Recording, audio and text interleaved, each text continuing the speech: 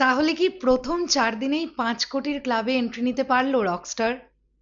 গতকাল অর্থাৎ রকস্টারের চতুর্থতম দিন তথা ঈদের চতুর্থতম দিনে কিরকম কালেকশন হতে পারে রকস্টারের?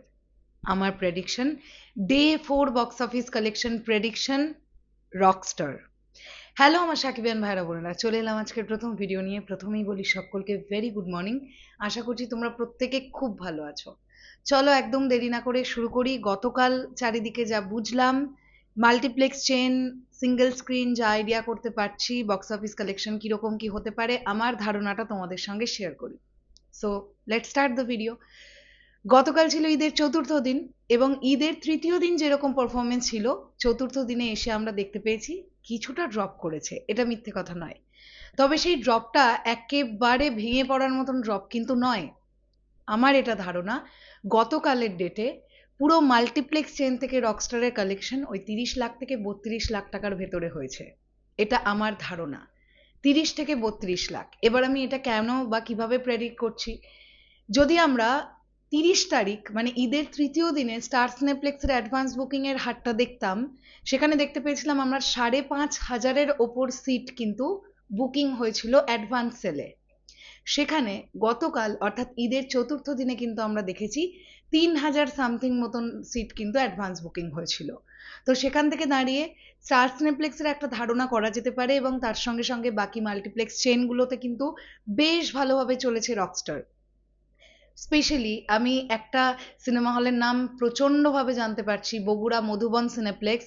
বগুড়া মধুবন সিনেপ্লেক্সের মালিক নিজেও বলছেন যে মানে যে পরিমাণ দর্শক তিনি আশা করেছিলেন তার থেকে বেশি ভিড় হচ্ছে তার সিনেমা হলে, রকস্টার দেখতে দর্শক আসছে।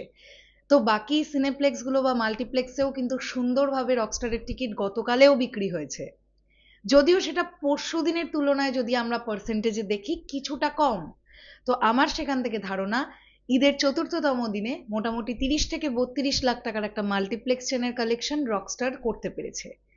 এবার যদি আমরা সিঙ্গেল স্ক্রিনের দিকে আসি, সিঙ্গেল স্ক্রিনে আমার প্রেডিকশন মোটামুটি 50 লাখ টাকার মতন একটা বিজনেস পুরো বাংলাদেশের যত সিঙ্গেল স্ক্রিনে রকস্টার রিলিজ হয়েছে 50 লাখ টাকার মতন একটা গ্রস কালেকশন করতে পেরেছে। যদি সেটাই হয় তাহলে আমার প্রেডিকশন অনুযায়ী ডে 4-এ সব মিলিয়ে সিঙ্গেল স্ক্রিন, সিনেপ্লেক্স, মাল্টিপ্লেক্স সব মিলিয়ে মোটামুটি একটা 80 লাখ টাকার গ্রস কালেকশন রকস্টার করতে পেরেছে তার চতুর্থতম দিনে। এটা আমার প্রেডিকশন। আর যদি সেটাই হয় তাহলে প্রথম 3 দিনের শেষে এসে আমার প্রেডিকশন ছিল 4,20,00,000 টাকা, আর তার সঙ্গে যদি 80 লাখ টাকা আমরা অ্যাড করি তাহলে হচ্ছে 5 কোটি টাকার একটা গ্রস কালেকশন প্রথম 4 দিনে রকস্টারের হয়েছে। এবার আজকে ঈদের পঞ্চমতম দিন, আজকে অ্যাডভান্স সেল কিরকম কি যাচ্ছে বা কিরকম আজ করতে পারা যাচ্ছে সেটা নিয়ে আমরা পরবর্তী ভিডিওতে কথা বলবো। তবে চলে যাওয়ার আগে অবশ্যই একটা বিষয় মেনশন করতে চাই, ঈদের প্রথম দিন বা ঈদের দ্বিতীয় দিন সিনেপ্লেক্স মাল্টিপ্লেক্স থেকে বেরিয়ে অডিয়েন্সের তরফ থেকে রকস্টার কেন্দ্রিক যেরকম একটা মিক্স রিভিউ পাবার যে প্রবণতা দেখতে পাওয়া যাচ্ছিল, পজিটিভ রিভিউ তো ছিলই, কিন্তু তার সঙ্গে সঙ্গে মিক্স রিভিউয়ের একটা ব্যাপক হারে প্রবণতা দেখতে পাওয়া যাচ্ছিল, সেটা কিন্তু ঈদের তৃতীয় দিন বা চতুর্থ দিনের তুলনামূলকভাবে কম। মানে মিক্স রিভিউয়ের তুলনায় কিন্তু পজিটিভ রিভিউটাও আমাদের চোখের সামনে আসছে সোশ্যাল মিডিয়ার দ্বারা। তো এটা অবশ্যই একটা পজিটিভ দিক এই সিনেমাটার জন্য।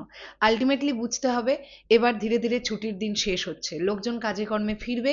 কাজেই এই ছুটির উইন্ডোটাতে যারা যে সিনেমাটা দেখবেন বলে ডিসাইড করেছিলেন তারা সিনেমাটা দেখেছেন, আবার এটাও ঠিক প্রচুর মানুষ রকস্টারের টিকিট না পেয়ে অন্য সিনেমা দেখেছেন। সেই ভিডিও আমাদের সামনে এসেছে বিভিন্ন চ্যানেলের মাধ্যমে, আপনারা নিশ্চয়ই দেখেছেন। যেটা হয় আর কি, মেগাস্টার শাকিব খানের ছবি মানেই দর্শকের ফার্স্ট প্রায়োরিটি থাকে সেটাই তারা দেখবে, কিন্তু 34, 35 বা 38টা শো এর পরেও শো কম পড়ে। যেটা আমি এর আগের ভিডিওতেও বলেছিলাম যে শো বাড়ানো হোক, এর পরেও অডিয়েন্স স্টার সিনেপ্লেক্সের বিভিন্ন ব্রাঞ্চে টিকিট না পেয়ে, রকস্টারের টিকিট না পেয়ে কেউ মাইকেল দেখেছেন, কেউ এই ঈদেই রিলিজ হওয়া অন্যান্য সিনেমা দেখেছেন। সো যাই হোক, এটা প্রতিবারের মতনই এবারেও আলাদা কিছু হলো না আর কি, সেম জিনিসই ঘটলো। দেখা যাক আজকের অ্যাডভান্স সেল রিপোর্ট কিরকম কি আসে, নেক্সট ভিডিওতে আলোচনা করছি। শেষ করলাম ভিডিওটা, আসছি আবার খুব শিগগিরই। তাহলে এখনের জন্যে টাটা।